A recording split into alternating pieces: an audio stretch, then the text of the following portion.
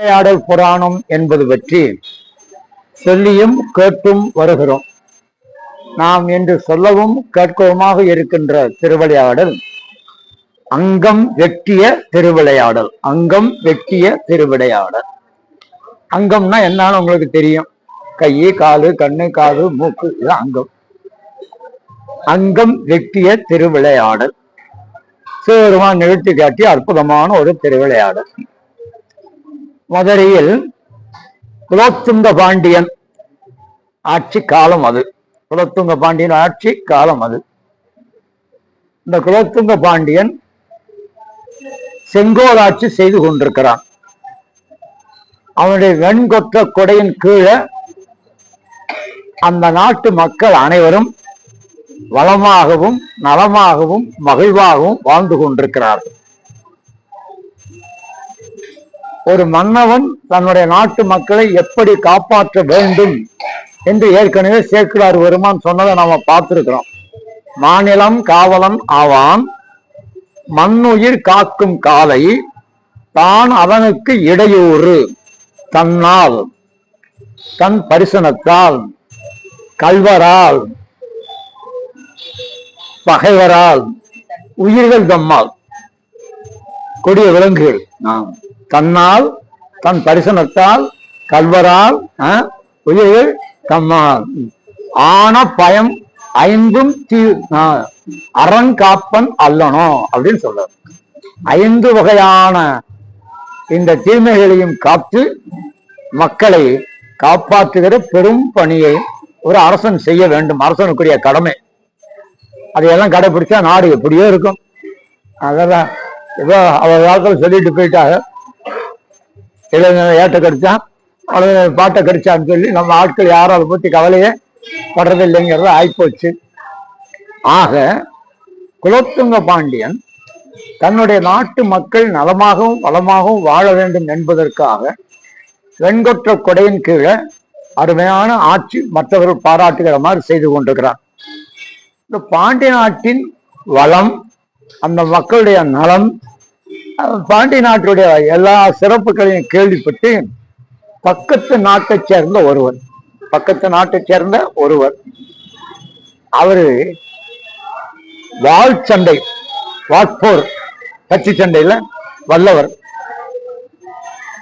ஆசிரியராக இருந்து பல பேருக்கு அந்த வாட்போர் பயிற்சியை கற்றுத்தரக்கூடியவர், வயது முதிர்ந்தவர். ஆகவே பாண்டிய நாட்டில் மதுரைக்கு போய் நாம பல பேருக்கு இந்த கட்சி சண்டையாகிய வாட்போர் பயிற்சியை தந்து அதன் மூலமாக வருமானம் பெற்று வாழ்க்கை நடத்த வேண்டும் என்று முடிவு செய்து குடும்பத்தோட மதுரைக்கு வந்தார். கணவனும் மனைவியுமாக மதுரைக்கு வந்து ஒரு பகுதியில் தங்கிருந்து ஒரு வாட்பயிற்சி பள்ளிக்கூடம் ஒன்று ஆரம்பிச்சார். இளைஞர்களுக்கு வாட்பயிற்சி அத்தனையும் கற்றுத்தரப்படும், சிறப்பான முறையில் கற்றுத்தரப்படும். பயில விரும்புகிற மாணவர்கள் எல்லாம் வந்து சேர்ந்து பயிற்சி பெறலாம் என்று எல்லா மக்களுக்கும் தெரியப்படுத்தினார். அதனால பல மாணவர்கள் விரும்பி வந்தாங்க. இது வரைக்கும் யாரும் மதுரைக்குள்ள அப்படி யாரும் செய்யல. புதிதா இருக்கிறதுனால பல பேர் விரும்பி வந்து வாட்பயிற்சி கூடத்துல வாட்பயிற்சியை பெற்று பேரும் புகழும் பெற்று அவர்களும் வாட்பயிற்சி வீரர்களாக மாணார்கள். இந்த சூழ்நிலையில் நல்ல நேர்மையான குணம் இல்லாத தீக்குணங்கள் அத்தனையும் உடையவனாக இருக்கிற ஒருவன் இளைஞன், அவனுக்கு சித்தன்னு பேரு. என்ன பேருப்பா? சித்தன்னு பேரு. அந்த சித்தன் என்ற அந்த இளைஞன் தானும் இவரிடத்திலே சென்று இந்த வாட்பயிற்சியை பெற்றுக்கொள்ள வேண்டும் என்று கருதினான். வந்தான், சேர்த்துட்டாரு. பல நாட்கள் மாதங்கள் பயிற்சி பெற்றான். ஆனா உள்ளபடியே ரொம்ப கெட்டிக்காரத்தனமா அவர் கற்றுத்தந்ததை மிக விரைவில் கற்று தேர்ந்து பெரிய வாழ் வீரனாக மாறி போனான். அப்படி வந்தவுடனே என்ன ஆச்சு, அவனுக்கு ஒரு பொறாமை வந்தது. அவனுக்கு ஒரு பொறாமை, ஆணவம், ரெண்டும். பொறாமை என்ன அப்படின்னு கேட்டா, எங்கேயோ இருந்து வந்த ஒரு ஆளு நம்ம ஊர்ல வந்து இருந்துட்டு வாட்பயிற்சி கூடம்னு ஒண்ணு அமைச்சு பேரும் புகழும் பெற்று ஏராளமா சம்பாதிச்சுட்டு இருக்கிறாரு. அங்கதான் இவன் பழகணும் அவருக்கு தான். இப்ப சொல்றோம் பழமொழி சொல்லும்ல, தீட்டின மரத்திலேயே கூறு பார்க்கறது, தீட்டின மரத்திலேயே கூறு பார்க்கறதுன்னு சொல்லும்ல, அது மாதிரி அவருக்கே இவன் இடையூறா என்ன பண்ணா, இவன் ஒரு பள்ளிக்கூடத்தை ஆரம்பிச்சான். வாட்பயிற்சி கற்றுத்தரப்படும் அப்படின்னு. என்ன பண்ணான்னா, அவர் ஒரு தொகை வச்சிருக்காருன்னு வச்சுங்க, அதுல பாதி வரும். அந்த தூத்துக்குடியில கப்பல் விடுற போது வாவுசி கப்பல் விட்டு ஆரம்பிச்சாருல, வெள்ளையனை எழுத்து வாவுசி கப்பல் விட ஆரம்பிச்சாரு. உடனே வெள்ளைக்காரன் என்ன பண்ணா, அதோட யாரும் நாம நினைச்சு கூட பார்க்க முடியாத ஒரு காரியத்தை ஒரு ஆள் வந்து செஞ்சுட்டானே, அதை விடக்கூடாது அப்படின்னு சொல்லி அவங்க என்ன பண்ணாங்க, எல்லாரும் இங்க வாங்க வாங்கன்னு கூப்பிட்டாங்க. அப்புறம் இவர் கூப்பிட்ட போது போறதுக்கு தயங்கினாங்க. பாதி கட்டணம்னா எப்படி, பாதி கட்டணம் அவர் சொல்லிருக்க கட்டணம் பாதி தான் அப்படின்னு கொஞ்சம் போனாங்க. அப்புறம் இவர் ஏதோ சொல்லி சொல்லி திரும்பினாங்க. கட்டணமே இல்லை, இலவசம் தான். கட்டணமே இல்லாமல் இலவசமா இலங்கைக்கு கடலுக்கு போய் ஏழை நாட்டுக்கு போகலாம் அப்படின்னு. இப்ப எல்லாரும் இலவசம்னா போத்தானே செய்யாம போனோம். இப்ப வஉசியினுடைய அந்த முயற்சியை முறியடிக்க வேண்டும் என்றே அன்றைக்கு அவன் செய்தான்.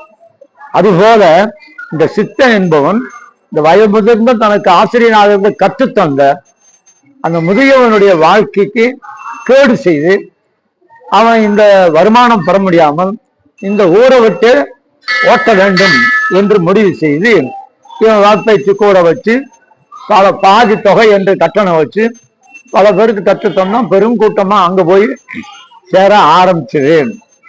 இப்படி பெரும் போட்டியா வந்து எந்த காலத்துல என்ன பண்ணா, அவர் புதிதாக சில பயிற்சி முறைகள், அந்த முதியவர் தனக்கே தன்னிடத்துல கற்ற மாணவனே பகையா வந்துட்டான், அவன் நம்முடைய வாழ்க்கைக்கு இடையூறு பண்றான் அப்படின்னு கருதி அவர் இன்னும் புதிதான முறையில கற்றுக் கொடுக்க வேண்டும் என்று முயற்சி பண்ணி மாணவர்களை கவர்ந்து இழுக்கிற மாதிரியான சில பயிற்சிகள் எல்லாம் பண்ணாரு. இவன் பல முறையும் முயற்சி பண்ணி பார்த்தான்.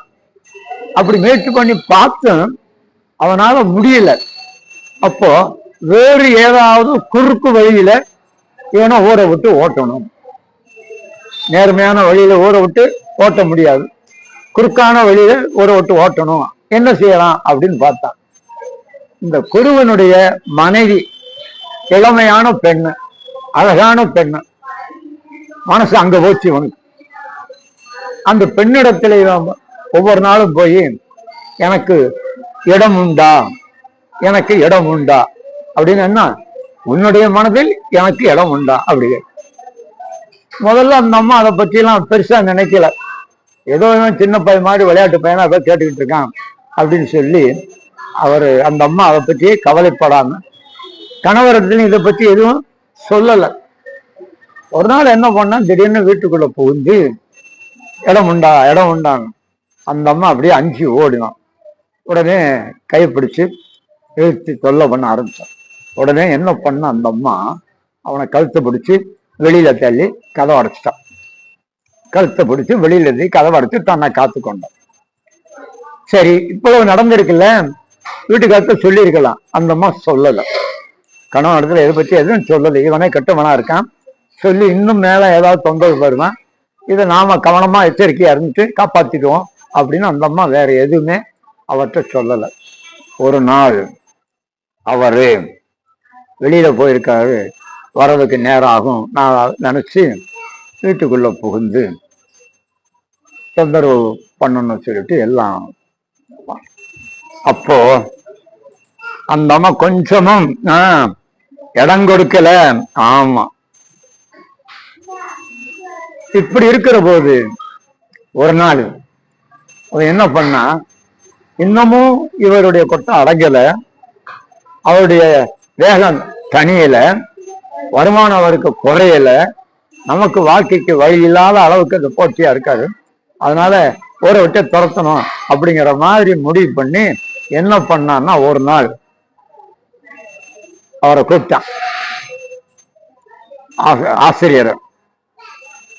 இந்த வாட்பயிற்சி போரில் நீயா நானான்னு பார்த்துருவான். எப்படிப்பா?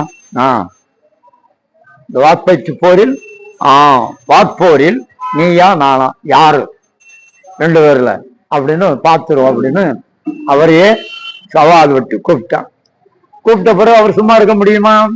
நேற்று நம்ம கிட்ட படிச்சுட்டு போன பையன் நம்மளே சவால் கூடுறானே, சரி வா பார்ப்போம் அப்படின்னு சொல்லிட்டு, என்னைக்கு அப்படின்னு ஒரு 2 நாள் கழிச்சு ஒரு நாள் குறிப்பிட்டாச்சு. அந்த இடத்தையும் குறிப்பிட்டாச்சு. அந்த இடத்துக்கு நான் வந்துடுறேன், நீ வந்துடுறான்னு சொல்லிட்டு அவரு இப்போ இந்த அம்மாவுக்கு இது தெரிஞ்சது. இந்த அம்மாவுக்கு இது தெரிஞ்சது. மனசு அந்த அம்மாவுக்கு ரொம்ப நொந்து போச்சு. இப்படி நாம வாழ வந்த இடம், யாருக்கும் எந்த விதமான தீமையும் நாம பண்ணல. தினம் தினம் அவரு மீனாட்சி சொக்கநாதர் திருக்கோயில வழிபாடு பண்ணிட்டு வந்துதான் சாப்பிடுறாராம். தினமும் காலையில நீராடி மீனாட்சி சொக்கநாதர் திருக்கோயிலுக்கு போய் வழிபாடு பண்ணி விட்டு வந்துதான் மற்ற காரியங்கள்லாம் பார்க்கிறாரு. இப்படி நம்ம வாழ்ந்துட்டு போது இப்படி ஒரு சோதனையா?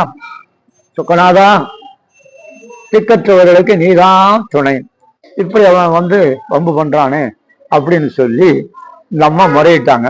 இப்போ நல்லா நம்ம கவனிக்கணும். அவர் வெளியூருக்கு போயிருக்காரு. வீட்டுக்காரர் எங்க போறாரு?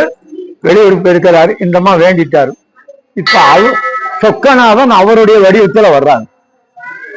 சொக்கநாதன் அந்த குருவனுடைய வடிவத்துல இந்த அம்மாட்ட வரல, நேரம் அவங்கிட்ட தான் போல. இந்த அம்மாவுக்கு எதுவுமே தெரியாது. நேரம் அவங்கிட்ட போய், எப்பா சொன்ன வா அந்த இடத்துக்கு வா, நீ ஆனாலும் பார்த்துருவோம் அப்படின்னு சொல்லி அவனை கூப்பிடுறாரு. வழிய கூப்பிட்டாரு, ரொம்ப கூப்பிடுறாரு. சரின்னு இவன் புறப்பட்டு போனான். இந்த ஆளு தானே நம்ம வலையில விழுந்துட்டாரு, ரொம்ப மாட்டிக்கிட்டாரு, கதையை இன்னைக்கு முடிச்சு விட்டுற வேண்டிதான் அப்படின்னு. சரி, இவர் அவனை கூப்பிடுறாரு, அவன் சரின்னு கூப்பிடுறானு ஊர்ல இருக்கும் ஊரா திரண்டு அந்த மைதானத்துல கூடிட்டாங்க. மைதானத்து நடக்குதுப்பா வாட்போர், நீண்ட நேரம் நடக்குது. அப்படியே போக்காட்டுறாரு, பயந்து ஓடுற மாதிரி ஓடுறாரு, அப்புறம் பதுங்குற மாதிரி பதுங்குறாரு, அப்புறம் திடீர்னு எதுக்குற மாதிரி எதுக்குறாரு. ஏன்னா அவருடைய வடிவத்தில் இப்போ சொக்கநாதர் யாருடைய வடிவத்தில்? ஆசிரியருடைய குருநாதருடைய வடிவத்தில் இருக்காரு. அப்படியே போக்காட்டாரு. எல்லாரும் அதை வியந்து வேடிக்கை பார்த்த மாதிரி பார்த்துட்டு இருக்காங்க. ஒரு நிலையில் அவருக்கு வேகம் வந்தது, கோபமும் வந்தது. ஆமா, அப்ப என்ன பண்ணாரு அப்படின்னு சொன்னா, அவங்கிட்ட போய், அப்பா முன்னால நின்று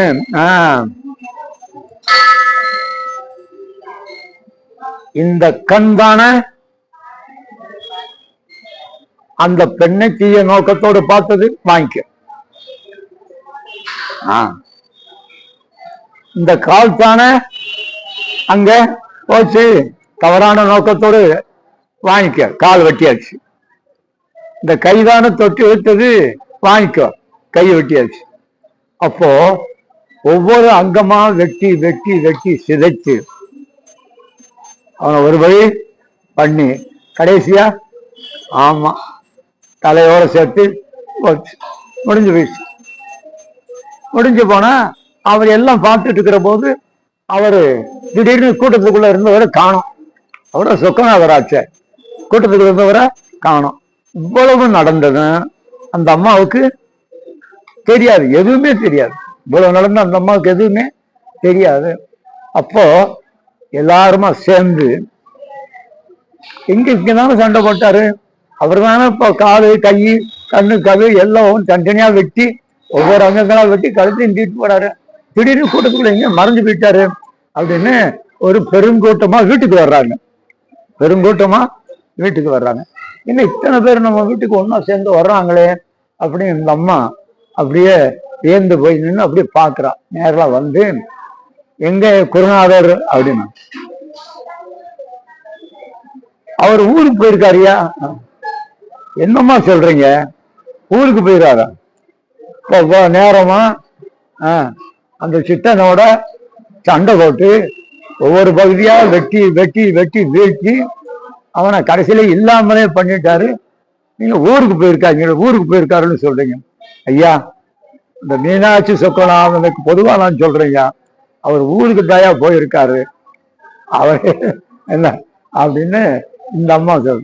ஏம்மா, இப்ப நாங்க இத்தனை பேர் என்ன பார்த்ததெல்லாம், நாங்க அத்தனை பேர் ஒருத்தர் 2 பேரும் சொன்னா சரி, இத்தனை பேரும் பார்த்துருக்கோம் அப்படின்னு சொன்னா என்னம்மா அப்படி கதை சொல்றீங்க அப்படின்னு அவங்க எல்லாரும் சொல்றாங்க. இப்படி சொல்லி பேசிட்டு இருக்கிற போது அவர் வர்றாரு. யாரு?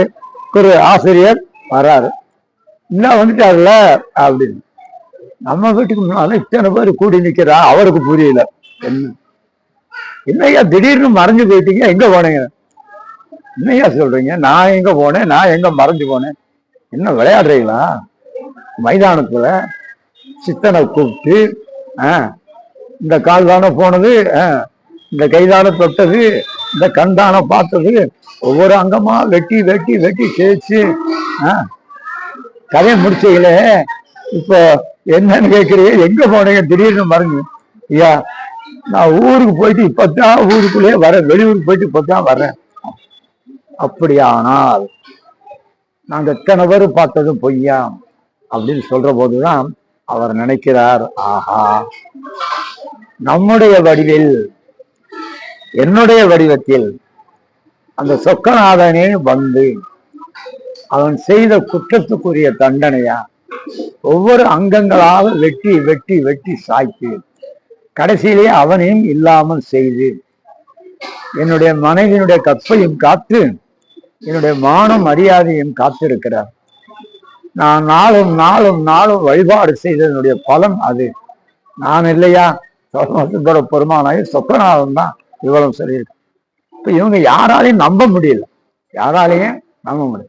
இப்படி எல்லாம் இவங்க கூடி விவாதித்து கொண்டிருக்கிற போது நந்தி வாகனத்தில் சொக்கநாத பெருமான் மீனாட்சி அம்மையோடு காட்சி கொடுத்து எல்லாருக்கும் நடந்த நிகழ்ச்சியை சொன்னார். இந்த வாழ் ஆசிரியர் வெளியூருக்கு போயிட்டாரு. அவன் அவருக்கு தொல்லை தந்த போது அந்த அம்மா நாளும் நாளும் வேண்டினாங்க.